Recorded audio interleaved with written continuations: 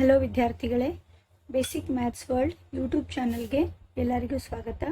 10ನೇ ತರಗತಿಯ ವಾಸ್ತವ ಸಂಖ್ಯೆಗಳು 3ನೇ ವಿಡಿಯೋ. ಅಭ್ಯಾಸ 1.1ರಲ್ಲಿ 3ನೇ ಮೇನ್ ಲೆಕ್ಕವನ್ನು ಮಾಡ್ತಾ ಇದ್ದೀವಿ. ಸೊ ಕ್ವಶನ್ ಏನಿದೆ ಅಂತಂದರೆ, ಕೆಳಗಿನ ಪೂರ್ಣಾಂಕಗಳ ಲಸಅ ಮತ್ತು ಮಸಅಗಳನ್ನು ಅವಿಭಾಜ್ಯ ಅಪವರ್ತನ ವಿಧಾನದಿಂದ ಕಂಡುಹಿಡಿಯಿರಿ ಅಂತ ಇದೆ. ಅವಿಭಾಜ್ಯ ಅಪವರ್ತನ ವಿಧಾನ. ಸೊ ಒಟ್ಟು 3 ಲೆಕ್ಕ ಕೊಟ್ಟಿದ್ದಾರೆ. ಒಂದು ಲೆಕ್ಕವನ್ನು ನಾನು ನಿಮಗೆ ಬಿಡಿಸಿ ತೋರಿಸ್ತೀನಿ. ಓಕೆ. ಸೊ ಪ್ರಶ್ನೆ ಒಳಗವರು ಅವರೇ ಹೇಳಿದ್ದಾರೆ ಅವಿಭಾಜ್ಯ ಅಪವರ್ತನಗಳು ಬರಿಬೇಕು. ಸೊ 1ನೇ ಲೆಕ್ಕ ಏನಿದೆ, 12, 15, 21. ಸೊ ಇದು ನಿಮ್ಮದು 1ನೇ ಲೆಕ್ಕ. ಅದರದ್ದು ಅವಿಭಾಜ್ಯ ಅಪವರ್ತನಗಳು ಬರಿಬೇಕು. 12ರದು, 15ರದು ಮತ್ತು 21ರದು ಅವಿಭಾಜ್ಯ ಅಪವರ್ತನ ಹೆಂಗೆ ಬರಿತೀರಿ? 2 6 12, 2 3 6, 3 1 3. 15ಕ್ಕೆ ಹೆಂಗೆ ಬರಿತೀರಿ? 3 5 15, 5 1 5. 21ಕ್ಕೆ ಯಾವ ರೀತಿ ಬರಿತೀರಿ?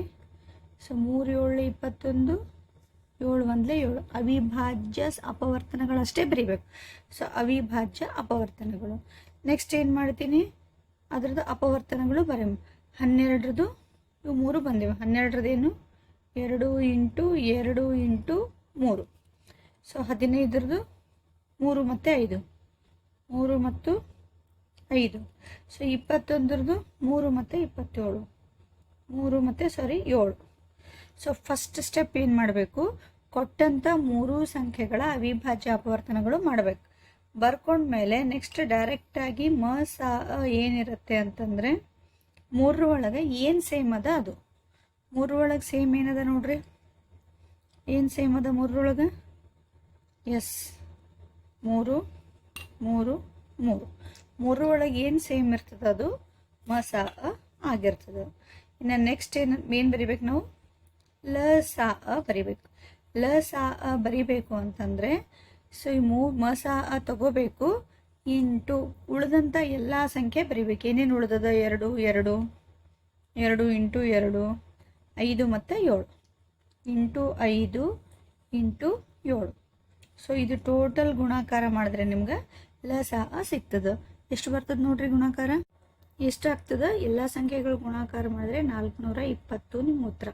ಲಸಅ ಏನು ಮಾಡ್ತೀವಿ? ಭಾಳ ಸಿಂಪಲ್ ಅದ. ಫಸ್ಟ್ ಏನು ಮಾಡ್ತೀವಿ, ಕೊಟ್ಟಂಥ 3 ಸಂಖ್ಯೆಗಳದ್ದು ಅವಿಭಾಜ್ಯ ಅಪವರ್ತನಗಳು ಬರ್ಕೊಳ್ಬೇಕು. ಆ ಅವಿಭಾಜ್ಯ ಅಪವರ್ತನಗಳನ್ನು ಈ ರೀತಿ ಬರಿತೀರಿ. ಬರೆದಾದ್ಮೇಲೆ ಮಸಅ ಅಂದರೆ 3 ಒಳಗೆ ಯಾವ್ದು ಸೇಮ್ ಇರ್ತದೆ ಅದು ಮಸಅ ಆಗಿರ್ತದೆ. ಲಸಅ ಅಂದರೆ ಅದು ಸೇಮ್ ಇದ್ದಿದ್ದು ತಗೊಂಡು ಉಳಿದಿದ್ದು ಅದು ಬಿಟ್ಟು ಇನ್ನೂ ಏನೇನು ಉಳಿದವ ಎಲ್ಲ ತಗೊಂಡು ಇಷ್ಟು ಗುಣಾಕಾರ ಮಾಡಿದರೆ ಏನಾಗ್ತದೆ? ನಿಮ್ಗೆ ಲಸಅ ಸಿಗ್ತದೆ. ಸೊ ಈ ರೀತಿ ಈ ವಿಧಾನದಿಂದ ಉಳಿದಂಥ ಲೆಕ್ಕಗಳನ್ನು ನೀವು ಮಾಡಬೇಕು. ಓಕೆ. ಈಗ ಅದೇ 1.1 ಎಕ್ಸಸೈಸಿಂದ ಸೊ ಉಳಿದಂಥ 2 ಲೆಕ್ಕಗಳನ್ನು ನೀವೇ ಮಾಡಿ ಅದೇ ರೀತಿ. ಸೊ ಈಗ ಇದೇ ಎಕ್ಸಸೈಸಿಂದ ನೆಕ್ಸ್ಟ್ ಲೆಕ್ಕವನ್ನು ಮಾಡ್ಲಿಕ್ಕೆ ಹೊರಟಿದ್ದೀವಿ. ನೆಕ್ಸ್ಟ್ ಲೆಕ್ಕ ಏನು ಕೊಟ್ಟಿದ್ದಾರೆ ಅಂತಂದರೆ, 306 ಮತ್ತು 657 2 ಸಂಖ್ಯೆಗಳು. ಅವುಗಳ ಮಸಅ 9 ಇದೆ. ಹಾಗಾದರೆ ಲಸಅ ಎಷ್ಟು ಅಂತ ಪ್ರಶ್ನೆ ಕೇಳಿದ್ದಾರೆ. ಸೊ 2 ಸಂಖ್ಯೆ ಕೊಟ್ಟಿದ್ದಾರೆ ಅವರೇ. 2 ಸಂಖ್ಯೆಗಳ ಮಸಅನು ಕೊಟ್ಟಿದ್ದಾರೆ. ಲಸಅ ಎಷ್ಟು ಅಂತ ಪ್ರಶ್ನೆ ಕೇಳಿದ್ದಾರೆ. ಸೊ ಇದು ಹೆಂಗೆ ಮಾಡ್ತೀವಿ ಅಂದರೆ ಭಾಳ ಈಸಿ ಇದೆ. 2 ಸಂಖ್ಯೆಗಳಿಗೆ ಫಸ್ಟಿನ ಸಂಖ್ಯೆ ಎ ಅಂತ ಬರ್ಕೋರಿ. ಎಷ್ಟಿದೆ? 306.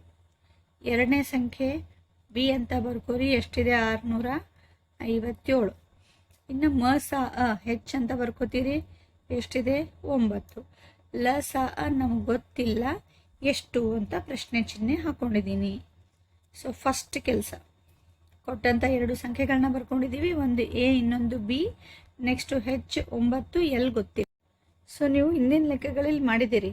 ಎ, ಬಿ, ಹೆಚ್ ಮತ್ತು ಎಲ್ ಇವುಗಳ ಸಂಬಂಧ ಹೆಚ್ ಇಂಟು ಎಲ್ 2 ಮಸಅ ಮತ್ತು ಲಸಅಗಳ ಗುಣಲಬ್ಧವು ಆ 2 ಸಂಖ್ಯೆಗಳ ಗುಣಲಬ್ಧಕ್ಕೆ ಸಮ ಇರ್ತದೆ. ಸೊ ಈ ಸೂತ್ರ ನಮಗೆ ಗೊತ್ತು.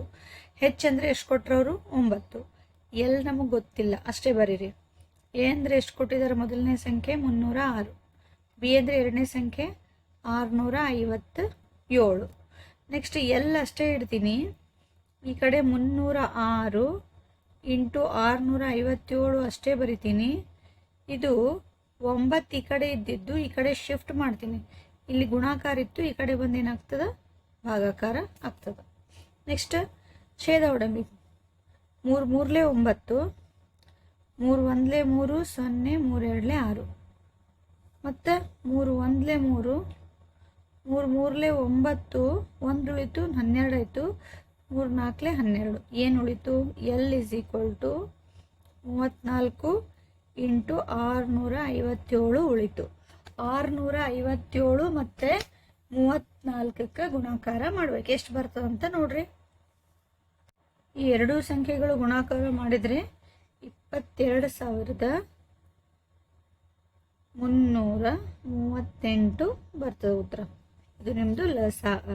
ಅಂದರೆ ಈ ಒಂದು ಸೂತ್ರವನ್ನು ಬಳಸ್ಕೊಂಡು ನೀವು ಲಸಾ, ಮಸಾ ಮತ್ತು ಎರಡು ಸಂಖ್ಯೆಗಳು ಅದರಲ್ಲಿ ಯಾವುದಾದ್ರೂ 3 ಕೊಟ್ಟಿರ್ತಾರೆ, ಇನ್ನೊಂದು ಕಂಡುಹಿಡಿ ಅಂತ ಕೇಳಿದಾಗ ಈ ಸೂತ್ರ ಹಾಕಿ ನೀವು ಕಂಡುಹಿಡಿಬೋದು. ಓಕೆ, ಸೊ ಇಲ್ಲಿಗೆ ನಿಮ್ಮದು 1ನೇ ಅಭ್ಯಾಸ ಮುಗೀತು. ನೆಕ್ಸ್ಟ್ ವಿಡಿಯೋದಲ್ಲಿ ಮುಂದಿನ ಅಭ್ಯಾಸಗಳೊಂದಿಗೆ ಮತ್ತೆ ಸಿಗ್ತೀನಿ. All the best. Thank you.